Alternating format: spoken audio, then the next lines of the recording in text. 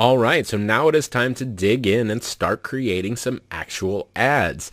At this point, you should have a pretty good broad understanding of what we're ultimately trying to accomplish, of how this process works, of what's possible with Facebook advertising. Obviously, we have not gone into the little nuances of ad creation. That's what we're going to do now.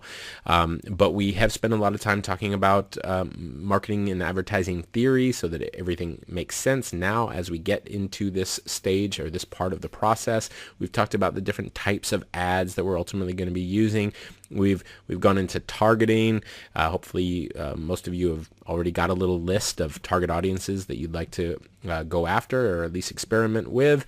We've talked about custom audiences. Hopefully, you've created a few custom audiences, maybe a lookalike audience. You've got that pixel installed on your site, and you've created a few conversion goals so that we can, as I say, go and create our first ad. You're going to need those things in place before you can do that, and at the very least you're going to need to understand each one of those pieces so that you can follow along with this lesson. Now I should just kind of I suppose apologize a little bit in advance for what I expect to be probably the longest and beefiest lesson in this course right now, because we've got a lot to cover and because it's very important. Maybe not, maybe we'll get through it a little faster than I anticipate, but there is a lot to cover. We're not just going to be creating an ad, which in itself is actually a very simple and quick process, but we've got to talk about the images, we've got to talk about the copy, we've got to talk about each one of those components as we do this, so that again you understand why we're doing it. I'm not really one to just say do this and all will be fine. I like to explain why you do each one of the things so that you can develop your own instincts and really understand the process. I've gone through a lot of marketing courses in my time, and many people do that. They just say follow these steps and you'll make millions of dollars. And often we can see the sort of overall point to following the steps, but if we don't understand why somebody has made all of the decisions that they have and why they're telling us to do the things that they are, then we can't develop our own instincts, and we can't veer off course when necessary. And as is so often the case with marketing, things are not cookie cutter. You're going to encounter obstacles that I can't possibly predict, but if you understand why we're doing each one of the things that we're doing, then you'll be able to make intelligent decisions and hopefully end up with a winning campaign nearly every time.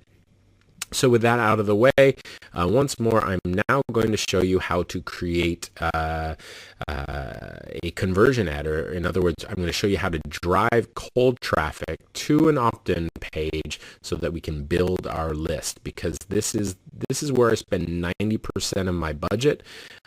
You can still be a successful advertiser without doing this, I should add. If you've got a very small budget, then you might just want to advertise to your existing fans, to people that are engaging with you. That can make sense if you have a very small budget. But if you want to grow that base, then this is what we need to do. We need to drive traffic to some form of a squeeze page so that we can build that list, build that audience, bring in new relationships, and expand.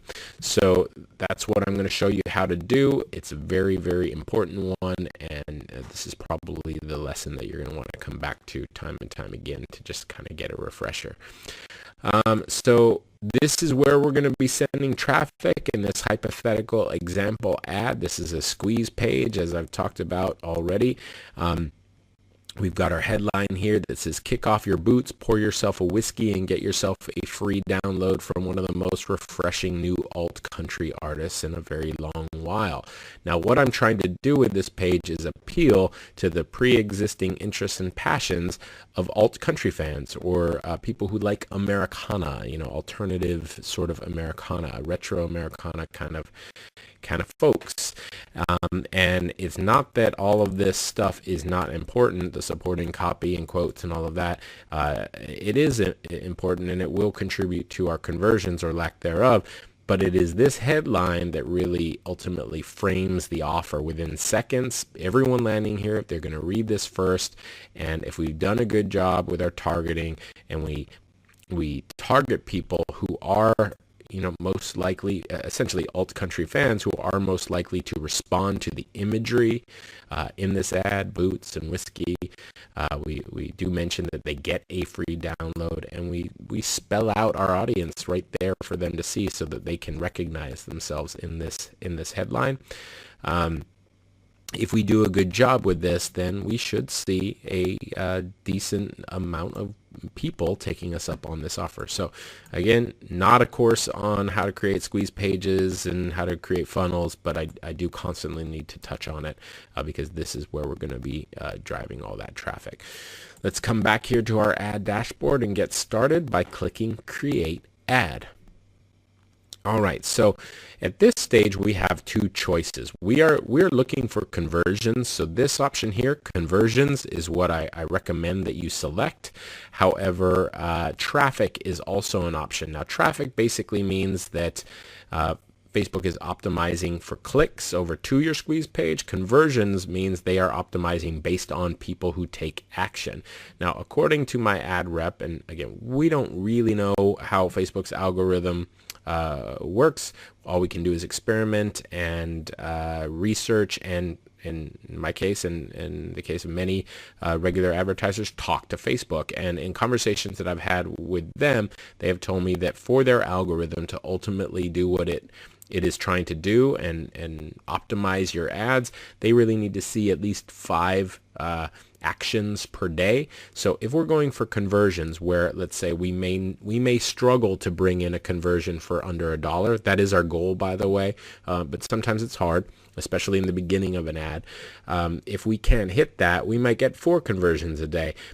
We may get none. If that happens, then Facebook's algorithm is not going to have the data it needs to optimize our campaigns, and things probably won't work. So if your budget is just, say, $5 a day, you want to go with traffic. If it's, let's say, $10 a day or more, then you go with conversions.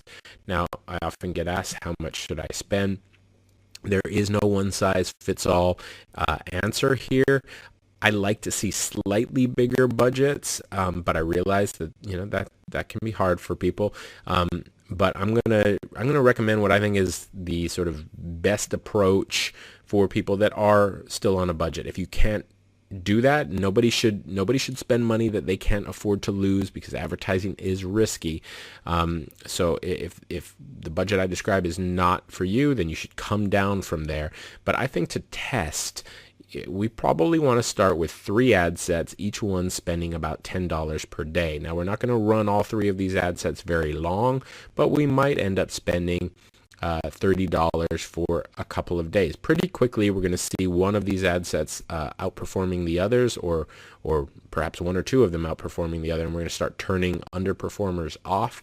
But if we have 3 ad sets at least $10 a day, that's going to get us some data, and that's a nice place to start. If you can't afford it, again, come down and use the traffic option. But because conversions is what we ultimately want, that's where we're going to start. Let's click on that. Now we're going to name this campaign. And by the way, as I'm constantly saying, Facebook rolls things out almost daily. This is a new feature that has just popped up for me the first time. I'm not familiar with it yet. It's a split testing option by the look of it, so we'll check that out, and if it's anything interesting, I'll add it to the course. But for now, we're going to ignore it because it's brand spanking new. And we've got campaign name here. We're just going to call this JO test, because I'm not actually going to run this campaign, just setting it up for demo purposes, and then I'm going to click continue. All right, so now we want to come to this conversion field here and just click into that field, and we're going to see all of our conversion pixels come up, or our conversion goals. So I never ran any traffic to that little test pixel that we can see here, but I do have JO subscribers going on my actual funnel. Let's add that. And once we've done that, by default, website will be clicked. That's what everyone is pretty much watching this is going to want, unless you have some kind of a Facebook app that you're ultimately trying to optimize for, which I don't think is any of any of you. Then we've got create new and use saved audience. If this is your first time with this stuff, you want to create a new audience. Once you've done that a few times, it gets a little tedious constantly coming in and creating new audiences. You can save an audience and then select an audience here from that drop down. And then you don't have to go and enter all the data every single time. And it starts to get pretty quick. So custom audiences, we are going to leave that blank for now. Now, everyone in this location, let's talk about locations. So if touring is a part of your strategy or an active part of your career as an artist, you might want to try geo-targeted advertising. And Facebook can really drill down. Now, you don't want to go too small. I mean, if you live in a town with 5,000 people, I think you want to go broader than that. Maybe you want to go your entire state, or even your entire region. Let's say you're in Los Angeles and touring up and down the coast is something you could see yourself doing. Basically, the bigger the audience is, the more likely that you're going to have an easier time with this. However, the closer to home that audience is, the better the chances that you can line up your message to your market and capitalize on that list with things like house concerts and live shows. So that's ultimately your call. As someone who hasn't toured in a number of years, I tend to just go broad. I go international. I'm not at right now doing or looking to do house concerts or anything like that. So I will target, I have 5 countries that I typically target, and that is United States, Canada, United Kingdom, Australia, and whoops, too many W's there, New Zealand. All right, and you know, as an aside, I do notice that you know, each country behaves a little differently. One offer, you know, people in the UK will respond very differently than people in the US. We're all sort of exposed to different marketing messages, different kinds of branding, and so Facebook will actually advise that instead of grouping things like this, you go and separate out your countries. So if you wanna follow Facebook's best practices, you absolutely can do that. Just start with United States and Canada is one market, Australia and New Zealand is another market, and United Kingdom is another. And so for many of you just that are brand new to this, you might want to just target United States and Canada. If you're in the US, or if you're in the United Kingdom, then just target the United Kingdom and so forth. Just focus on one market. I've been doing this for a long time, and I usually do start with all of these markets, and I don't bother separating them out, frankly, because I'm kind of lazy and I haven't seen it produced that dramatically different of a result. So I group them all together. And as I say, I go broad as opposed to targeting little cities and things like that. But I have done a lot of geo-targeted advertising. And, you know, when it gets into things like promoting a live show, that's when you want to use the geo-targeted advertising. You do not need to promote your show in San Diego to people who live in the United Kingdom, or New York for that matter. So, and you know, they can get very detailed with their geo-targeting. You can target everybody within 10 miles of an area, and you can drop a pin on a map and do all kinds of things. You can see here I'm in New Zealand at the moment, and so that is what it's showing me. Or maybe it's because I just added it, actually. That's probably more likely. Now, age, and this is a big one. People have a tendency to just think, I think everyone is going to love my music. So, you know, I could see 65-year-olds and 18-year-olds all loving it, and so I'm going to just go for everyone. Now, that's sort of always true of creative people. And it probably is true that there will be people of all ages that respond to your music. However, there is going to be a demographic that's more likely to respond to your music. We saw that when we were looking at audience insights at different artists' audiences. And what I find for me that tends to work well is 25 to 55. Now, my thinking on this range is that too much younger than 25 and they don't have that much disposable income. Maybe they've got shorter attention spans, too much older than 55, and they're less likely to be looking for new things and maybe a little more uncomfortable purchasing online. That's obviously changing, but this group has done pretty well for me. I'll actually see a lot of activity, clicks and things like that if I even go older, but they stop buying at a certain age in general. And so this has been the sweet spot for me. You might find that going older or younger works better for you. One thing you could do is start broad, let's say 18 to 65, and then when we run a report, which I'll show you how to do later, to see how our ad is performing, we can look at what demographic responded best, and then we could narrow down our audience later. However, I want you to do well right out of the gate. So, for your first test, you might start at 25 to 55 because, it's pretty rare that I do well outside of this range, but that's your call.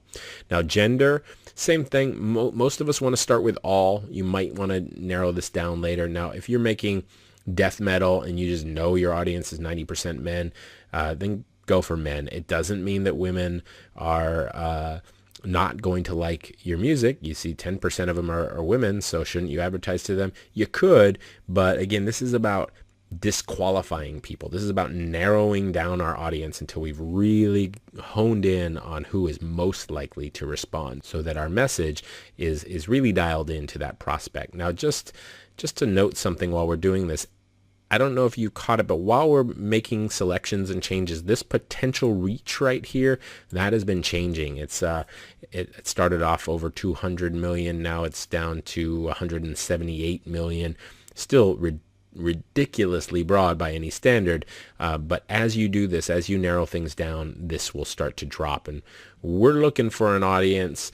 There are no hard and fast rules here, and it depends to some degree on our budget, but I like to see an audience between a couple 100,000 and about 1 million. When we get into lookalike audiences, that audience will be bigger, but with interest targeting, that's about the range I'm looking for. If my budget is $5 a day, I can come down a lot from that, maybe 30,000. If I'm using geo-targeting and just going after a small town, then obviously I may have to come down from that.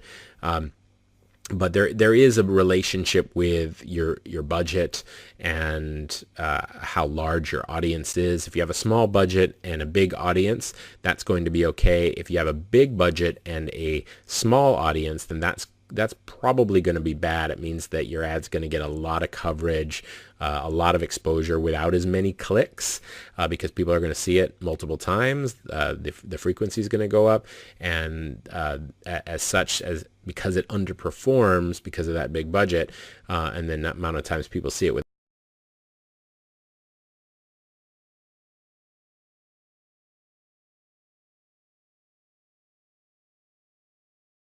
without clicking, the costs are ultimately going to go up. So be a bit careful there. We're in this fictitious example, we're going to be spending about $10 a day. So you could really go after anything over maybe 50 to 100,000, but I'd feel better if it was up over 200,000. Languages. Leave this blank. Everybody wants to put English in there. Leave this blank unless you are targeting people who do not speak the language or the primary language of your target country. So if you're maybe a Latin artist targeting Spanish-speaking people within the United States, then you would type Spanish. Or maybe you're an English artist living in France, or you make... as one recent student was, he was in, I think it was Oregon, but he was making French music. So then you target people in Oregon who spoke French, and you type that in. But for most of us, we're going to leave that blank. Detailed targeting. Now here is where we pull up our list. Do I have that list? Yes, I do. Remember when I made that list of target interest that made sense to me? Let's see if I can find it here. Bear with me. There it is. Let's open up targeting, and we've got Ryan Adams and Wilco. So I'm going to start by taking Ryan Adams because I did like the look of that. We're going to plug it in there. Ryan Adams. You're going to see, some other interests you can for the most part, ignore them. Maybe just take mental note of them. If anything looks good, you can add it to your list to try later. Whoops, didn't take Ryan Adams. Oop, Ryan Adama, there we go. Ryan Adams. You can see the total audience size there. I don't know if you caught that, was 663,000 people, but because of our limitations, our geo-targeting and age range, that is down to 410,000. So I'm pretty happy with that. I'm really happy that I see Wilco right behind it. That tells me, because that's on my list as well, that tells me I'm on the right track, or potentially on the right track. And that is it. We don't want to go and add anything else at all.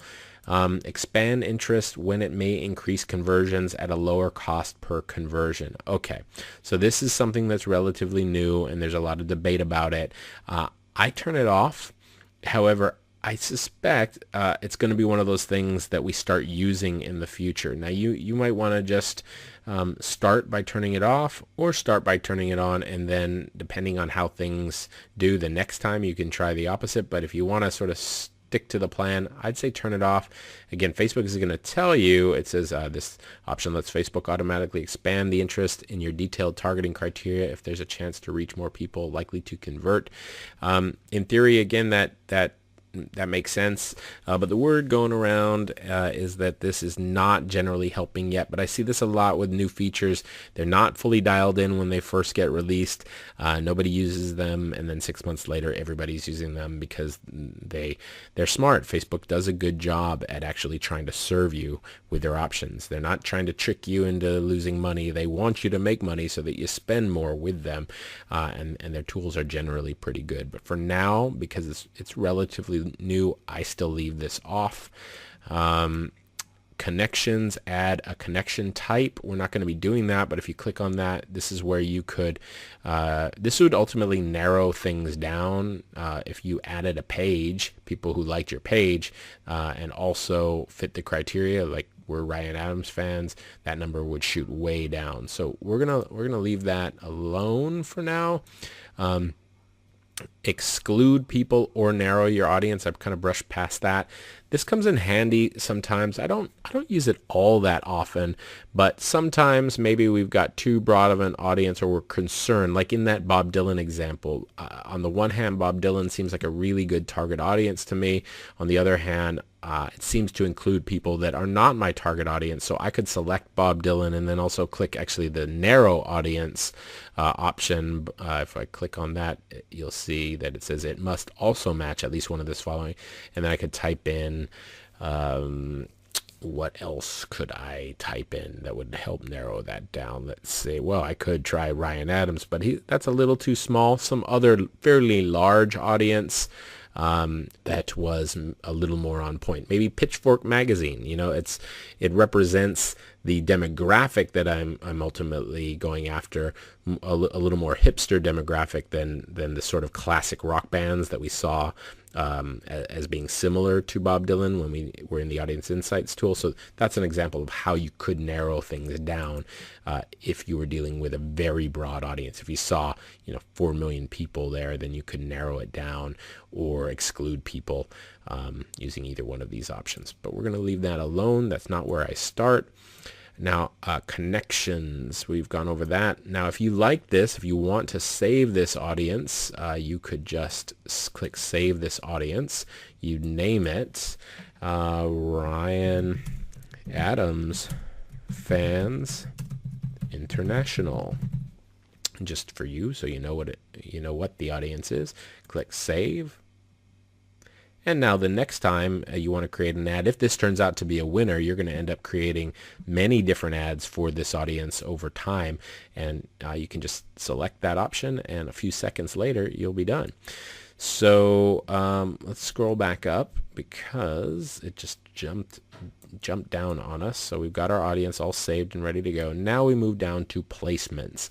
And if you haven't already seen it, you can skip around by clicking on any of these options in the left-hand side if you need to go back to something or move forward. So we've got automatic placements, which they recommend, and then edit placements. And this is another one that is, most marketers will tell you Do not go with the automatic placements options, even though Facebook recommends it. And I again suspect that this will change, and in time, this will be a better option. You can see here it says your ads will automatically be shown to your audience in the places they're likely to perform best for this objective. Placements may include Facebook, Instagram, and Audience Network. Now, Instagram is Instagram. We're all familiar with that. Audience Network is basically any one of Facebook's partner sites, and we don't necessarily know who those are. And the consensus at this time seems to be that these audiences will get you a lot of cheap clicks, but will not convert very well. Most marketers are seeing that. I saw my costs were much higher when I had these two options ticked, so I no longer tick them. I would at least start by turning them off. So let's come to edit placements, and for devices, I would stay with all devices. You could just target mobile or just desktop. I would go with all devices. And then we've got Facebook. You leave that ticked. Instagram, I'm going to untick that. If you're big on Instagram, then you can do that if you want. I don't use it. Audience Network. That's not to say I don't use Instagram. Actually, I'm not a big Instagram user, but I just don't think it performs as well as Facebook.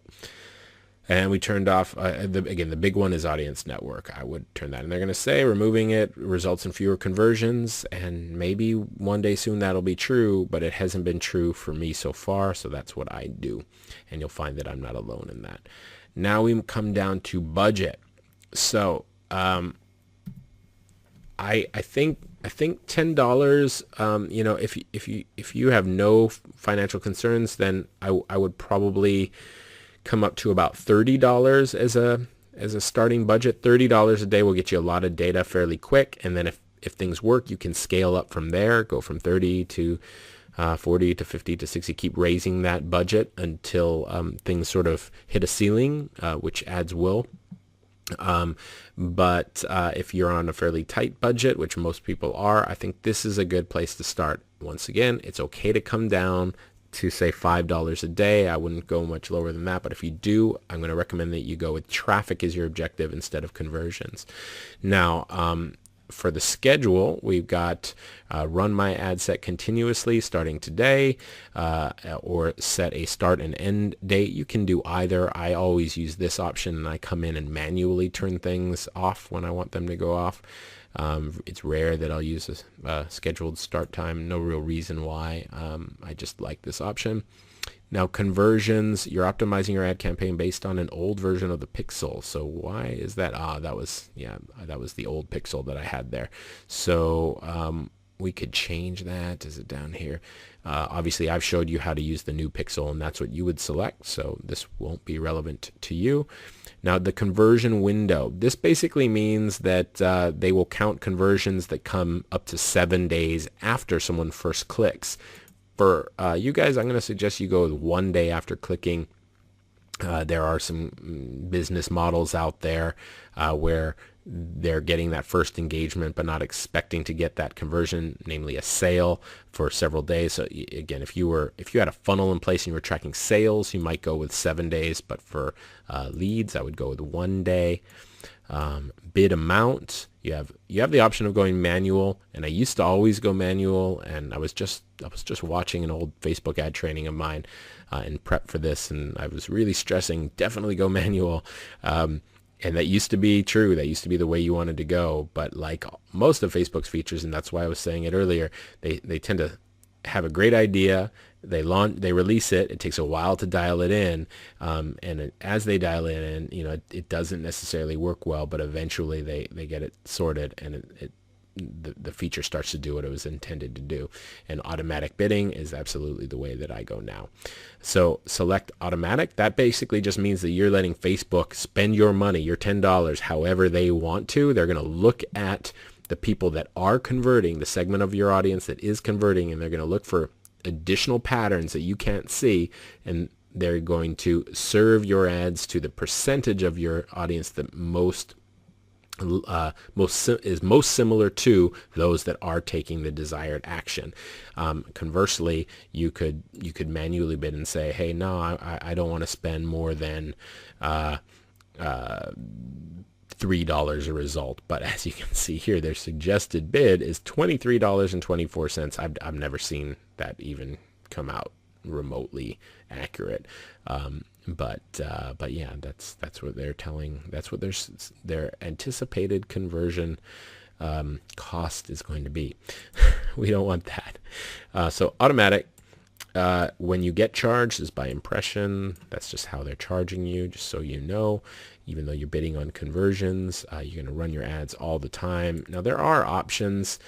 You can run ads on a schedule. I don't mess with it. Actually, here you can see that it says ad scheduling only works with lifetime budgets. So if we wanted to use that, we'd have to go back up to budgets and set a lifetime budget. But once more, I leave the ads on all the time. Delivery type standard. Show your ads throughout the day. Recommended. If we click on more options, there is accelerated. Just stick with standard. And we're going to come down here and we're going to name the ad set. So I always name my ad set based on the targeting, just so I know what I'm looking at. So in this case, it would be Ryan Adams. If I was varying my age range or location between different ad sets, I would also add that. But I know what my my location and age range is, and it's going to be the same on everything. So I'm just going to leave that out of the label, and then we click continue. And now the heavy duty stuff. So we have options when creating posts. So for example, the simplest way to do this is to use an existing post, but more often than not, we're not going to have a handy existing post. I will go and often create a post and throw it up on my page, just because I kind of like that social proof to live there in the feed, and because it's easier for me to get back to that ad and run traffic to it in the future. So well, by the way, it's also a great way to just sort of experiment with different images, is by posting a potential ad essentially on your wall, and if people respond, then hey, people seem to like something about this. It's getting a lot more clicks and likes and comments than usual. So I'm going to run with that. But for our purposes, and usually when I'm creating this kind of an ad, I am just creating it from scratch here in the ad dashboard. But again, more and more I'm posting things on the feed first and then running traffic to that. Either one is an option to you. The principles of what I'm about to show you would apply to either strategy. You would just be creating them on your Facebook page first and then selecting existing post from there. And you can see here all of your pages. I've got a whole lot of clients and whatnot accounts in there. But if this just wants to load, and you can see a recent post that I posted on my page. It comes up. It'll automatically throw up the most recent post, but we're not going to do that. We're going to create new ad. So you have choices here. Carousel ad is when you've got 2 to 10 scrollable images or videos in the ad. They don't typically do very well in my experience, especially for this kind of advertising. I think this is something that better suits e-commerce businesses. A single video. We're not creating a video ad right now. There's slideshows. I never use those, and a canvas, which I never use either, and it's also fairly new. So single image. This is what I use virtually every time. Now we want to select our image, and this is huge. The image is probably the single most important element of your ad in terms of predicting or in terms of influencing the outcome of your ad. If your image is good, you're going to get clicks. If your image is bad, you're not going to get clicks. The copy is also important. The squeeze page has a lot to do with conversions, but the image has a lot to do with clicks. And everything here, or how much you spend, I should say, is going to boil down to how well your ad performs.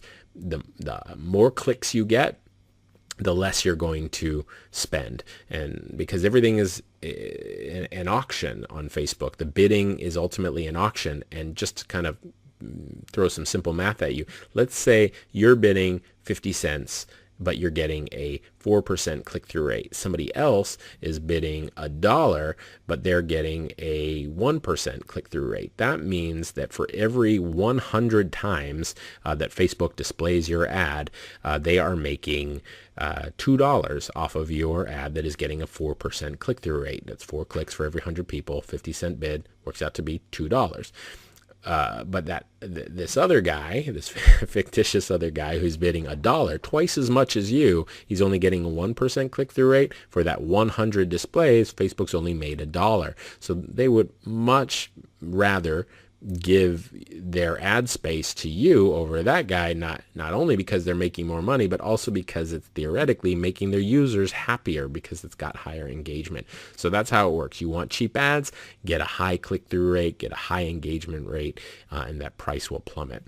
And the image is the element or the aspect of your ad more than any other element that is going to be responsible for those solid clicks.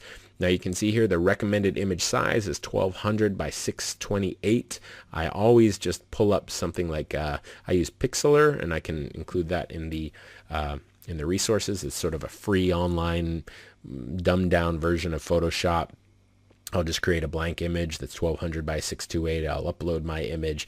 I'll change it to match the width of 1200. I'll paste the image in there and slide things around until it looks good. The reason I always work out the image size in advance is because you don't want to upload any old image and then have it cut off the top of your head or something weird like that. So that's what Facebook wants. That's what I give them. Then you do have an option of choosing from stock images. I never do that. I virtually never do it. I was playing with it the other day on a different project that wasn't music and thought, oh, there were actually some decent choices there. And if you have an angle to your ad, you might find something in the free stock images that works. But for the most part, I think uniqueness is better. And stock images, people have a certain blindness to them, although some of them were pretty decent in there. But for the most part, I think the more unique and custom to you your images are, the better you'll do. So let's upload some images and talk about them while we do. We can browse your existing images by clicking Browse Library, but we want to upload some new ones. We're going to click on Upload, and I've thrown a bunch of elements in here. Let's I don't know how well you can see those. Let me just see if I can make them a bit bigger. I've got a bunch of images isolated. So this is one from a photo shoot that was used on my last album, Elephant Graveyard. So many of these were. This one was as well. This is the photo that was used in the album cover. This is on a dry lake bed somewhere in California. Some cool shots, great photographer named Brenda Farrell. A good friend and really talented photographer. And this one was on the inside of the album. And then I've got some, all of these work because they'll ultimately line up with the branding that I'm trying to create for this album, assuming this is what I'm trying to promote. Now they look good. They are a little, and I will definitely try some of these. My concern with them is they're a little slick. When we're on Facebook, we're looking for an organic experience. We're looking for a social experience. These look like professional photos. Sometimes professional shots do fine, but more often than not, the sort of ugly, casual, weird shots tend to do better. So this is just a iPhone pic that you've all seen if you're here. I use it all the time. I was just standing in a hotel room. Actually had pneumonia, believe it or not. I was just getting over it when this photo was taken. Nothing special. If you look at it up close, it's a little blurry. I threw it up one day in an ad, and I haven't been able to get away from it because it just keeps outperforming.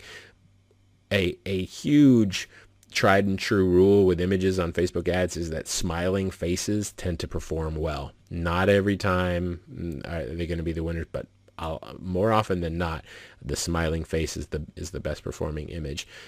But it will depend on, all the variables and what is conveyed in that image. But I always throw this one in there into the test because it does well so often.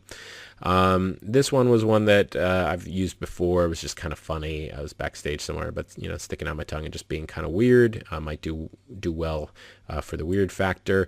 This is one that has done well for me when targeting alt country fans. It's not actually me. It was a stock image that I found. Some guy walking down the road kind of looked like me. I wish I was that skinny, but kind of looked like me otherwise. And I've done well with it. It sells that experience that I'm ultimately trying to sell, both in the language and imagery and vibe of all the different things that I'm putting together, and in the music itself. This is just another live shot to, I guess, round out the options. I want to select 3 images here. So I'm gonna include this one because this is my tried and true image that I use over and over again. I'm gonna use this one because it's just kind of cool. It's kind of a cool image. And then I'm gonna try something like this image here. It's a nice image. I've used it before. Now, you can also, and I do this sometimes, add little bits of text to an image. Sometimes it works. What I tend to do is I'll create a tiny little red or whatever, whatever color I need to stand out against the image, a little red rectangle, and I'll type some simple phrase in there that helps with the ultimate angle or goal of the ad. Sometimes having that little bit of text boosts the results. Sometimes it doesn't. It just depends on what I'm trying to do. I don't like leading with get a free download because no one needs another download. They need to know us and like us before that matters. If I was retargeting, I might do something like that, and that tends to be where I add the text, is in my retargeting ads more than the cold traffic ads. So I'm not going to do it right now, but I just wanted to bring it up as something you can try. Just make sure that your text is less than 20% of your ad, or your ad won't do very well and you'll spend more money trying to get those clicks. They do not want you to use a lot of text, but they will allow a little bit of it. And again, that general rule has been under 20%. So I'm gonna split test these 3 images. I could go with more, but I'm just gonna start with 3. We click open, give it a moment to load. Okay, that took a while. Actually, I'll edit that so you don't have to sit there and wait for them to load. It took about a minute and a half for some reason, but here you can see our 3 images. That means that we're basically going to be creating 3 different ads within this ad set, each one displaying a different ad with a different image and all other variables being the same. This is the first thing that you want to split test because a clear winner hopefully will emerge. If sometimes you get 2 winners, but what we're trying to do is narrow things down. We're trying to we're trying to tweak towards a winning ad and targeting combination, and it's a sort of process of elimination until we ultimately get there. So we've got our 3 ads. Let's select my page. All right, now we're going to come up and take the URL of the squeeze page that we're going to. We're going to plug it in there. And now we've got a couple of fields here. So as you type things, it's gonna update over there. Sometimes it's a little slow and irritating, but okay. I've written up some copy in advance, so I didn't have to think of this all on the spot. Let me open up my folder there. It's in this document called copy. So let's take a look at it here in this text document. Let me just make it easier to see. So I've written up 3. The text, by the way, is depending on how the ad displays or where people are seeing it. What I mean by that is right column versus in the news feed. Things are going to display a little bit differently, but it's definitely far and away going to be the news feed, which is where most people are going to be seeing your ad. That's where you're going to get all your impressions. So that's what we want to optimize for. In the right column, the headline is more important. In the news feed, the text is more important. So I've got 3 different potential headlines that I could use. First, we're only going to pick, not headline, but text. First, we're only going to pick one.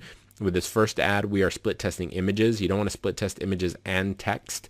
That would just, well, you could, but that would take you a while to get the data you were after with just $10 a day. That's a lot of ads. It's 9 different combinations. So we're just going to select one, and then we're going to narrow things down from there. And then what you could do is come back in, and if your ad was close but not quite there, you could create a new campaign with the winning image and then split test copy and narrow things down that way. But So what we're trying to do, once again, we're really plain and simple. We're trying to get people to click, and we do that by appealing to their pre-existing passions and interests, as you've probably heard me say many, many times by now. We know that in this case, this person likes Ryan Adams, so theoretically, they like Americana singer-songwriters, and we want to appeal to what that means. And as someone who likes that kind of stuff, that's American sort of retro imagery. We're going for more of an alternative Americana fan, not the guy who is necessarily a Bob Dylan and Jimi Hendrix and Tom Waits. Jimi Hendrix is a bad example. He just came up in the example earlier, but not a Warren Zevon, Don Henley, Bob Dylan fan so much as a Ryan Adams, Wilco, more alternative alt country Americana fan. So I've got one headline: kick off your boots, pour yourself a whiskey, and listen to this. Again, I'm trying to tap into that imagery. I'm also trying to really line up the promise in my ad copy with the promise or claim on my squeeze page. So that squeeze page says kick off your boots, pour yourself a whiskey, and so on. And we've got the same copy here. Now what that means is that if somebody reads this and they click and they like this, if they respond to this, then they land on the squeeze page that says the same thing essentially. We know something about this appeals to them, so long as we don't alienate them with what is on that squeeze page, with the rest of the copy, with the way that it looks, with the the image that we've chosen. They should convert. Some people are just going to be skeptical and not convert. You can't win, or you can't please all the people all the time.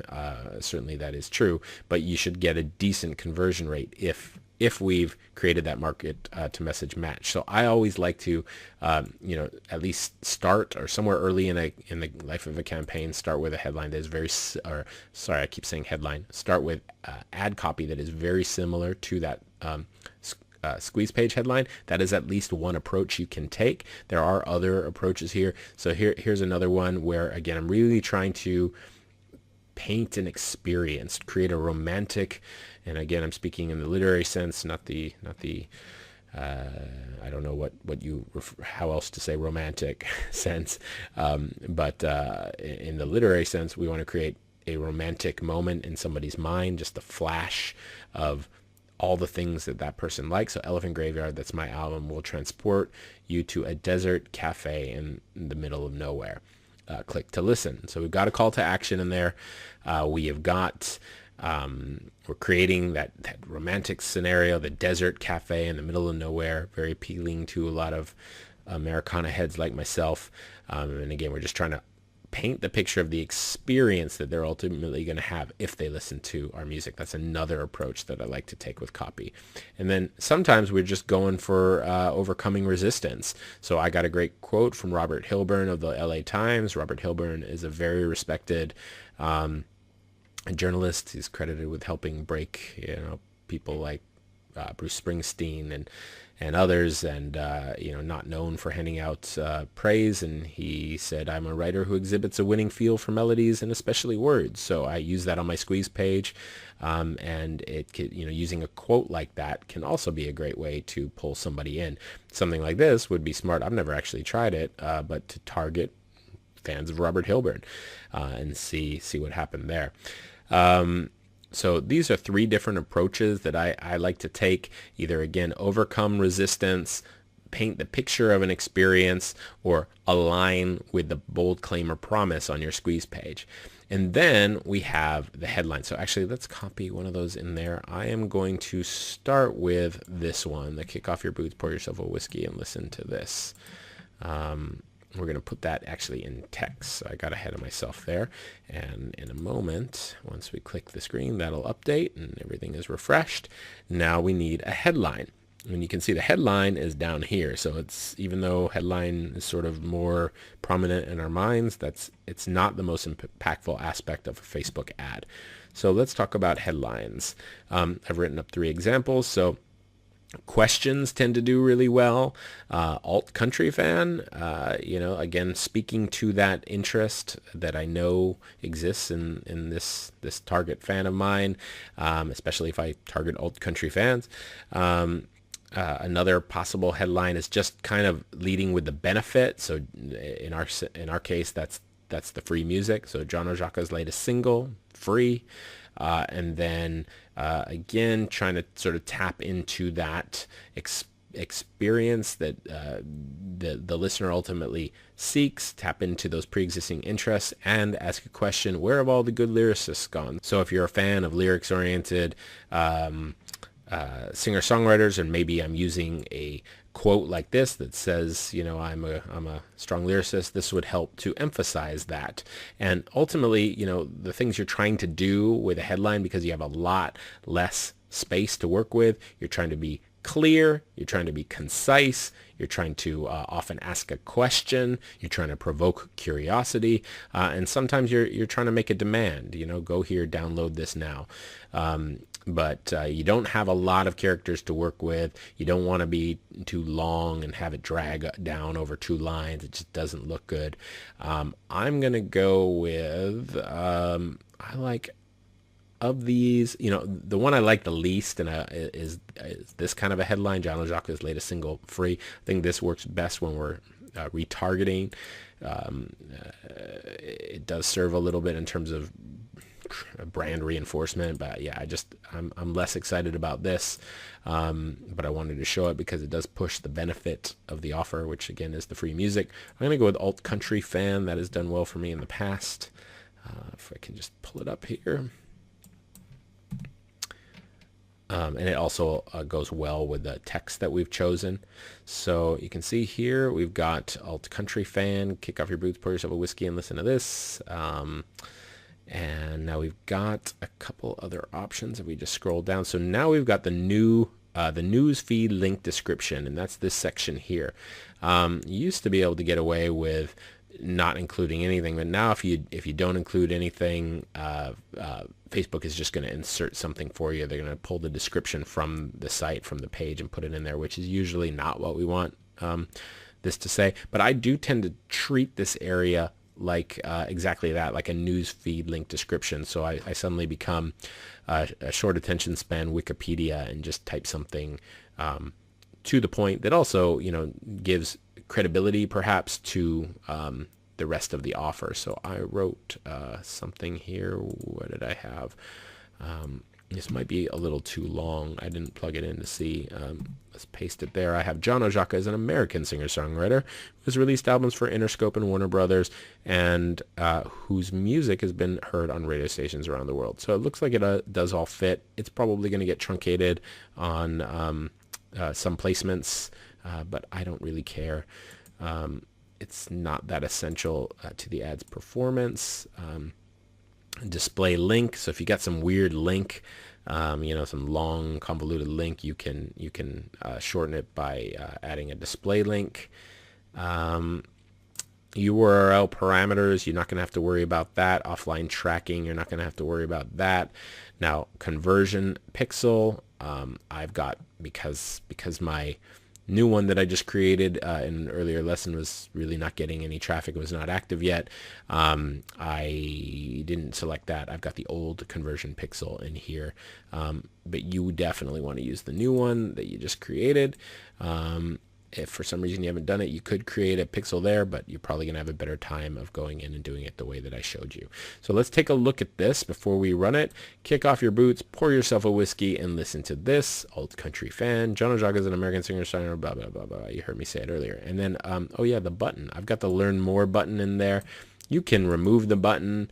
There's a download button. I go with usually either no button, download button, or Learn More. I kind of just like Learn More. I guess my ad rep recommended it once. They say it does well, and again, she's probably speaking for other markets. Download makes a lot of sense, but I don't know that I want to start that conversation until they're on the squeeze page. That's just a personal preference thing, so I go with Learn More. Learning more is is easy, non-offensive. Downloading is, maybe going to cause just a little resistance. Maybe the conversation starts in that person's heads where they start saying to themselves, I don't need more free music. And so that's why I go with learn more. Now, if you want to see what the rest of these are going to look like, you just come up here and click that. And you can see same ad, different image, and same ad, different image. This is one that strikes me as possibly benefiting from a little bit of text. I could take a little block of red and type in alt country fan with a question mark, reinforce the headline, and that might work, but I'm not going to do it just now. We are ready to go. We've got a pretty good looking set of ads, in my opinion. How they do, we won't know until we run them, and I'm not going to run them because this is just a test, and I don't want to sit around for 3 days to wait for results. When we analyze things, we're going to look at some older ads. But now we would simply click place order. In fact, I'll just do it. I'm going to have to come back and stop this in a moment. But I'm doing it because I wanted to show you this option that will come up next. All right, now the order has been placed. Somebody is going to review it and then hopefully approve it, and you'll get an email once it's been approved. Usually it happens pretty quick. Well, it happens pretty quick for me. I think newer accounts tend to get different levels of review, and they tend to take a little bit longer. At least that seems to be the case. You can continue. If you click continue, you're going back to the your ad manager where you're going to see this ad. Another option is to click create similar ad, and that's what we want to do. And this has changed recently the way it looks, so it may change again. But let's click try it now, because remember, we don't want to just have one ad set. We want to have multiple ad sets. Now we want to, let's see, change the ad set. Unfortunately, this is going to wipe out a lot of what we just did.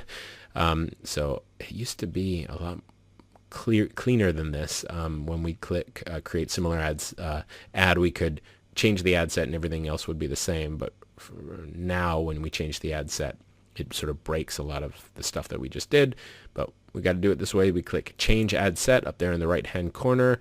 Create new ad set, use existing ad set. We'll come up here and click create a new ad set.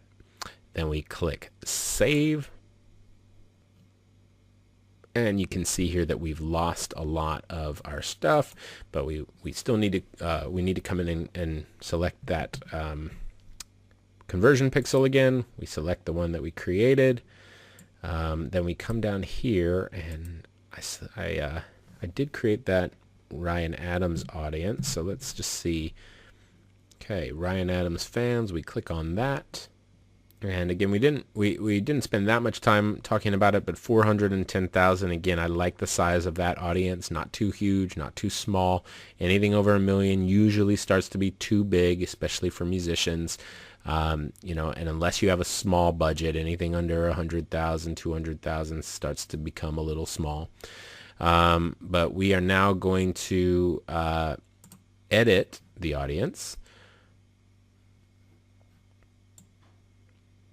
This is actually just me being lazy to not have to enter all of these countries again, because in doing this, when I take Ryan Adams out of this and save it, the Ryan Adams audience that I just created is going to be updated, and it's going to have the new interest targeting in it. So this is probably not the best way to do it. It is sort of how I do it, because again, I'm just trying to avoid typing all of that stuff in. You may just have to go and do this all from scratch, but we type in Wilco, Wilco the album. No, I'm just going to go with Wilco. I really wish that it was saying Wilco the band, but I'm not seeing another option, so I'm going to just assume that this is Wilco the band.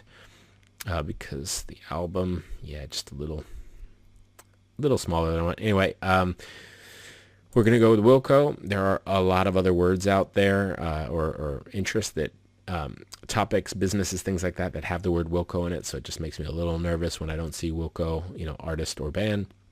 But that's all we can do. And we're seeing similar artists there's that Bon Iver, who I think I was calling Bon Iver earlier, in here. So this tells us we're probably on the right track there. So we're going to do add Wilco. Everything else is going to be the same. Oh, here we go. We can save as new. And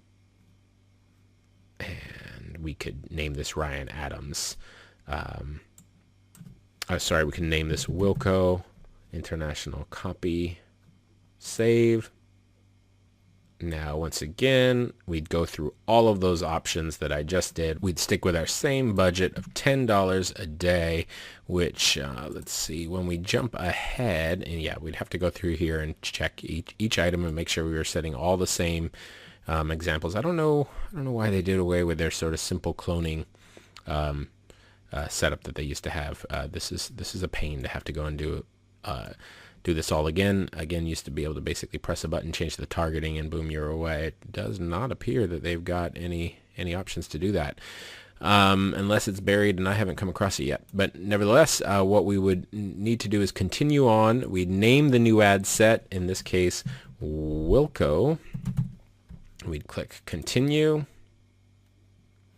And unfortunately, we have to go through all of this again and create that same ad. So we would do that. You don't want to watch me do it again. You know what the goal is here. But there is something else I do want to kind of quickly cover. And that is, let's come back to the ad set level. Let's make sure that we've got create a new ad set ticked, which we do. And so after we did that, after we followed that all the way through, created our second audience, in this case targeting Wilco fans, we would click on create new for audience. We'd come here under custom audience, and we can select lookalike audience. You'll see everything here, or you can come under lookalike audiences. And remember that lookalike audience that I created, I don't know if I can remember what I named it. What did I name it? Looks like test custom audience. I think that's what I named it. I'm not sure. You can see that I've got another one here that is just named John Ojaka that I've used in the past, and you can see that we are targeting, where did it go? 1,900,000 people. So a lot of people.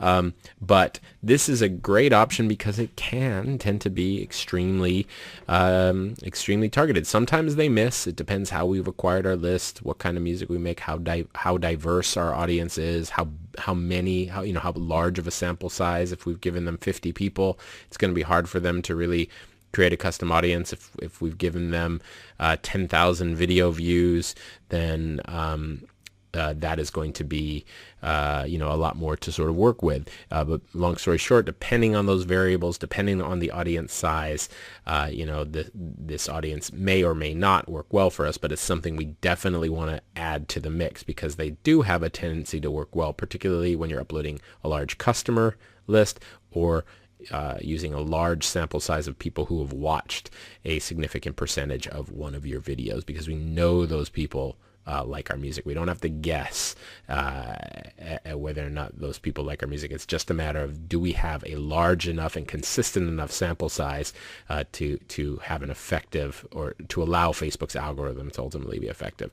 So basically, without making you watch me create 6 more duplicate ads, what we're going to do here for your very first campaign is to create one campaign. In that campaign, you're going to have 3 ad sets. One ad set is going to target one of your target interest groups that you've isolated, and the second one is going to target a different target interest group, and the third one is going to target a lookalike audience within one country. You could go and create, if you really want to get fancy, you could create lookalike audiences in each of the countries that you've targeted, so theoretically the variables are the same, but I wouldn't do that to start. I'd stick with just your country because you're going to have such a large audience. If you group too many of them in there, you create 5 lookalike audiences and target all of them, you're going to have an audience size that is just millions strong, and that's just too big for $10 a day. In fact, there's a good argument for this being a scenario where you want to narrow this down even more. That narrowing option, where is it there? we want to say, come here and type in Bob Dylan. This is in the include option. If you include someone, if you're using the detailed targeting option for your ad as opposed to a custom audience and you add something, it's going to expand. But if you've got a custom audience selected and you include something, it's going to contract your audience. It's going to make it smaller. So let's type in Bob Dylan, see what happens to our audience size. This is probably going to bring it way down. Yeah, now we're down to 100,000 people. So again, if you had a budget of just $5 or $10 a day, this might be kind of good. This is these are people in our lookalike audience that also like Bob Dylan. Good chance that, and I didn't choose a Wilco because it probably would have been 0. But good chance that this is a pretty targeted audience. But I usually start, and I would recommend that you do first as well. Start by just running a test to the raw lookalike audience. If it doesn't work, then the next time you try this, you can include an audience to pare it down a bit. Let's see. But it's really up to you in terms of how experimental you want to get right out of the gate. So that's what we do. We got the 3 ad sets, each one with 3 ads. So right out of the gate, we got 9 ads running. One little note, because Facebook doesn't tell you this stuff. You will get $10 a day. You're not going to get that much exposure, but you will tend to get comments and things like that. So you really want to monitor your notifications and just kind of make sure you're not missing them. I don't know about you, but I find Facebook's email notifications, especially when it comes to comments, to be completely finicky and inconsistent. I get messages and comments all the time that just don't end up in my inbox. Some do, many don't. And you can get spam, you can get the occasional hater comment. There are a lot of trolls out there. It's just kind of a good idea to monitor your ads. Once you pare things down to just one ad running, it's very easy. I just tend to leave the ad open all the time and refresh it constantly just to see what's going on. But in the beginning, 9 ads is just too much. But that's all we're kind of doing in this initial round. The next part of the process is essentially managing the campaign that you just created. And that is basically a process of monitoring everything. It can take 2, 3, 4, even 5 days for Facebook's algorithm to kind of really figure out what is happening, to really isolate that segment of your audience most likely to perform well for you. That tends to be where I see things really kind of lock in, where I kind of hit my stride in terms of getting a good price. Things will be a little bit higher right out of the gate, and then they will usually come down. Again, it probably depends on how big your budget is and how small your audience is and all of those variables. But for me, it's usually around day 3 or 4 or 5. If right out of the gate something is just way off, you're spending, your target, your hope is to get subscribers for $1 each, and you're spending $9 per subscriber. That's never going to fix itself. So that's something that you can just turn off. You want to stop the bleeding. You don't want to spend $100 waiting for something to turn around that's never going to turn around. However, if you're spending maybe $2 or $3, that is something to give a little bit of time, because that may turn around. Again, within those 3 or 4 or 5 days. But what we need to do is start turning the underperforming elements off. So we've got one campaign, we've got 3 ad sets, and within each ad set, we've got 3 ads. So the first thing you want to do is look at those ad sets and just see, is one of them doing well and 2 others are much more expensive, or do we have 2 winners and 1 loser? Whatever the case is, we want to turn off the underperformers, and even once we have that ad set that is performing best, we want to take a look at the ads within that ad set, and we want to turn off the underperformers there. So eventually, you're going to have one campaign with 1 ad set in it, targeting 1 audience with 1 ad. And that is going to be our winning campaign. And each ad, as we've touched on, it does have a life cycle depending on the audience size.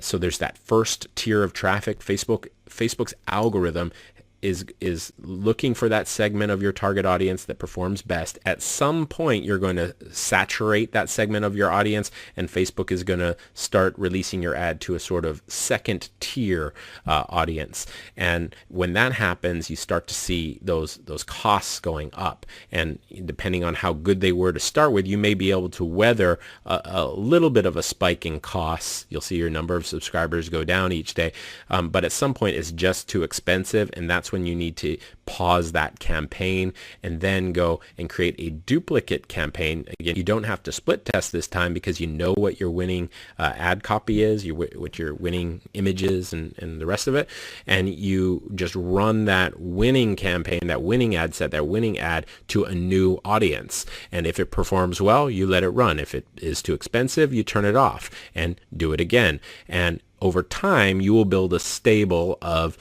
5, 6, 7, 8 different target audiences that do well for you. One might be a lookalike audience, one might be a target interest that's done well for you, and so on. But you're going to end up with a stable of audiences that you can go to time and time again. And after you cycled through all of them, then usually you can create a brand new campaign targeting that very first audience that you had success with, and you go through the cycle again.